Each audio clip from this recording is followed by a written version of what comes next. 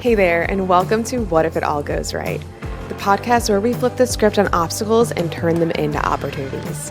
I'm Angela Gargano, 6-time American Ninja Warrior, Miss Fitness America, keynote speaker, and someone who knows firsthand what it's like to face setbacks and wonder, is this for me? I've torn my ACL on national television, worked the 12-hour overnight shifts as a biochemist, and battled my own doubts about how to chase my goals while juggling life's chaos. But through it all, I've learned one powerful truth. It's not about avoiding challenges, it's about how you view them. The difference between success and staying stuck, it's all in your mindset and what you do next. This podcast is here to remind you that every single person you admire has faced obstacles. The real magic happens when you decide to see those hardships as stepping stones to something greater.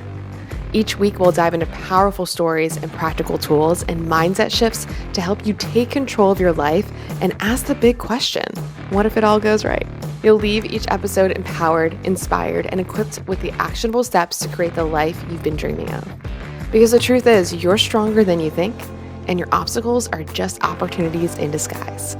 Let's rewrite your story together. Get ready to feel inspired, take action, and see what happens when you start asking, what if it all goes right?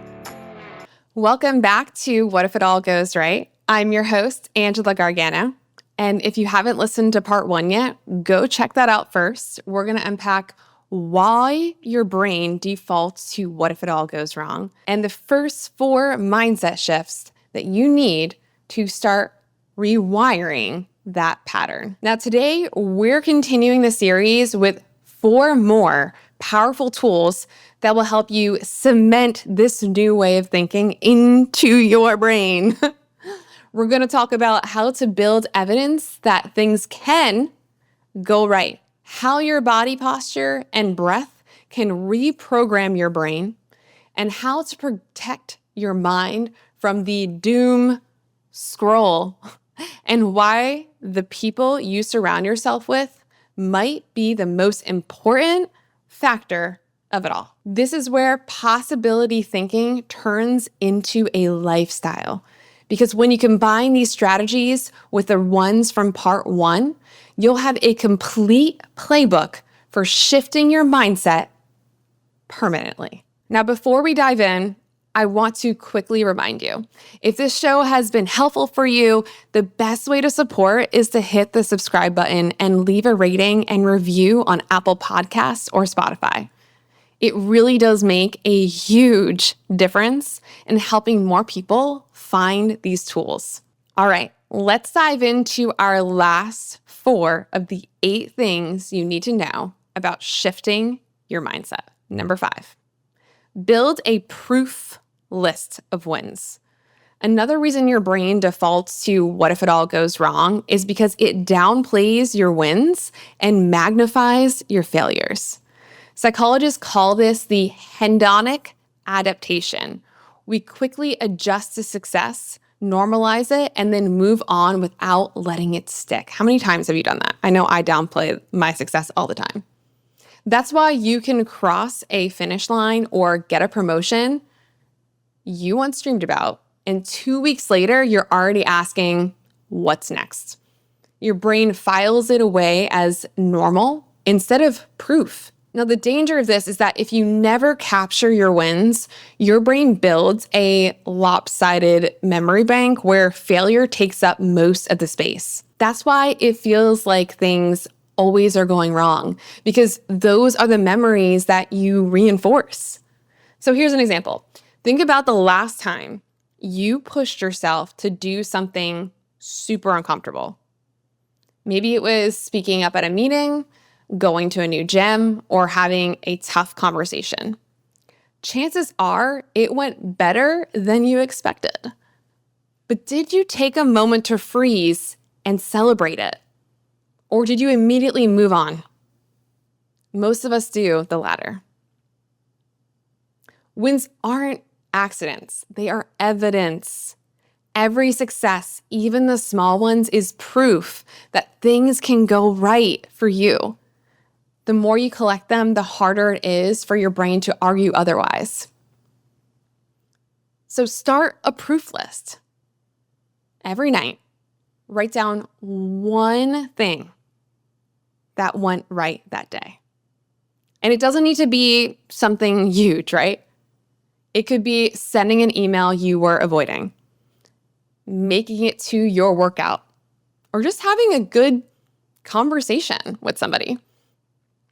And over time, you're going to build a record you can flip through anytime your brain says, what if it all goes wrong? Now, a pro tip for this is to keep your proof lists in your notes app on your phone.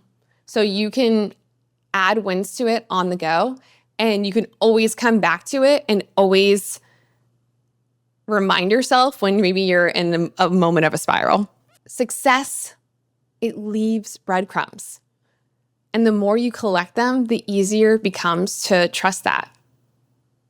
What if all goes right isn't just possible, it's your pattern.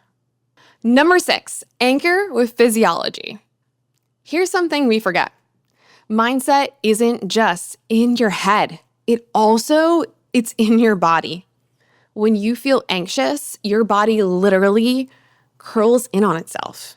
Your shoulders hunch, your breathing becomes shallow, and your nervous system tells your brain that we're not safe.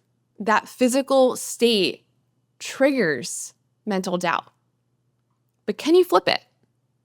Now here's the science. Research from Harvard showed that holding a power pose for just 2 minutes lowers cortisol, the stress hormone, by 25%, and boosted testosterone, the confidence hormone, by 20%.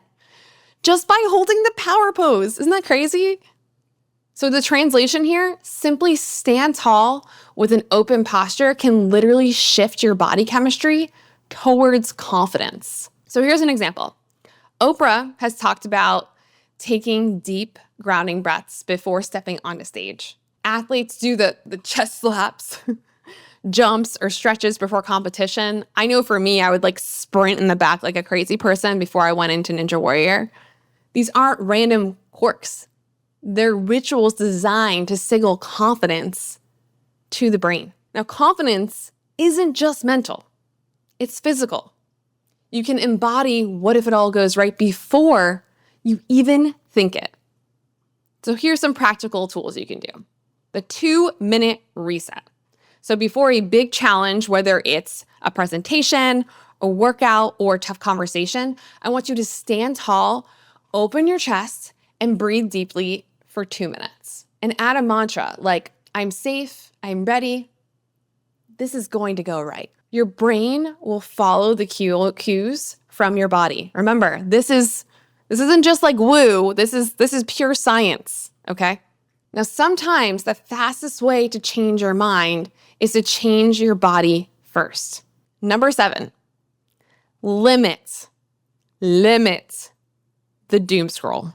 What you feed your mind is just as important as what you feed your body. And here's the science behind that. A study found that just 3 minutes of consuming negative news in the morning increases the likelihood of reporting a bad day later by 27%. So constant exposure to fear-based headlines and comparison on social media, it wires your brain to expect the worst. Now think about this. If 90% of your inputs are negative, how could your brain possibly default to what if it all goes right? Now here's an example. How many times have you checked the news or scrolled social media first thing in the morning? And after that, you feel heavy, anxious, or you're feeling like you're already behind before your day has even started. That is not a coincidence. This is mental conditioning. So protect your mental environment the way you protect your physical one. You wouldn't eat spoiled food, right? So why keep consuming spoiled information? Now here's some practical tools that you can use for your morning boundary rule. No news or social media for the first 30 to 60 minutes of your day. Just try it. Replace it with something uplifting like journaling, meditation, a podcast, or simply silence. I know for me, my ritual is I always wake up, I meditate, I drink a glass of water, I journal, I read. And that's all before ever touching my phone. Think of it like brushing your teeth for your brain. You're going to clear out the gunk before you start the day. Can you do that for me? Now, what you feed your brain determines what it expects. Fuel it with possibility. And what if it all goes right? Let what if it all goes right become your default setting. And number 8, surround yourself with possibility people. You've heard the phrase, you are the average of the 5 people you spend the most time with. But this isn't just a motivational quote. Neuroscience backs this up. Our brain contains mirror neurons, which cause us to unconsciously mimic the emotions, habits, and even the belief systems of those around us. That means if your circle is full of people who say that will never work, you'll start absorbing that skepticism as your own. Because if you surround yourself with people who believe in growth, risk, and possibility, you'll start normalizing that instead. An example of this is almost every successful entrepreneur, athlete, or artist will point to their community as a key factor in their growth. Being around possibility thinkers doesn't just inspire you, it actually rewires you. So audit your circle. Ask yourself, who fuels my fear and who fuels my faith? Don't just look at who you spend time with. Look at whose voices you let echo in your head. Now, a great way to do this is do a possibility audit. Write down your top 5 influences, the people you text the most, spend the most time with, or follow online. Now, each next to that person's name, I want you to write whether they expand your vision or they shrink your vision. Now, I've done this a couple of times with doing this with numbers. Before I hung out with somebody, after I hung out with somebody, did my number increase or decrease? Begin shifting your time and attention towards the expanders. Now, sometimes the quickest way to change your mindset isn't working harder. It's literally just changing the room that you are in. So let's do a nice recap of what we've covered today. Write your proof list of wins. So documenting your successes trains your brain to expect more of them. Anchor with I can't say this word. Physiology. Your body leads your brain. 2 minutes of power posture can change your state. Limit your doom scroll. Protect your mental diet. What you consume shapes what you expect. Possibility people. Surround yourself with voices that fuel your faith and not your fear. So here's your challenge moving forward. Put at least one of these tools into action this week. Start your proof list. Do a 2-minute posture reset before a challenge, or take a break from the news. First thing in the morning. Small shifts like this stack up, and that's how you build a brain that naturally asks, what if it all goes right? And remember, this is a practice. You don't flip this switch overnight, but every time you reframe, every time you visualize, every time you choose possibility over fear, you're carving a new path for yourself. Because at the end of the day, what if it all goes wrong keeps you frozen. It keeps you stuck. But what if it all goes right keeps you moving, and action is where transformation lives.